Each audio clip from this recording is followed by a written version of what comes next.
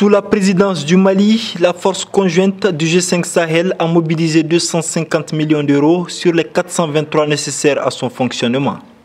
La force de 5000 hommes a été opérationnalisée. Le poste de commandement a été inauguré à Sévaré au centre du pays et surtout le vote par le Conseil de sécurité des Nations Unies de la résolution 2359 pour son accord à la création de la dite force. Autant de résultats engrangés avec l'accompagnement des parlementaires maliens. Toutes les lois qui nous sont venues, en tout cas en relation avec les G5 Sahel, ont été très bien étudiées et votées. Et c'est ça le grand rôle du député au niveau de l'Assemblée. Si le Mali a su engranger ces résultats, il ressort que les populations maliennes n'en sont pas informées.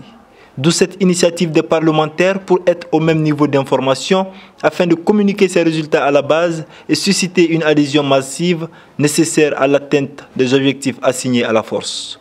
Faire le bilan de cette présidence et que les députés qui sont les représentants du peuple puissent s'approprier en tout cas de cette question de G5 Sahel et relayer aux populations.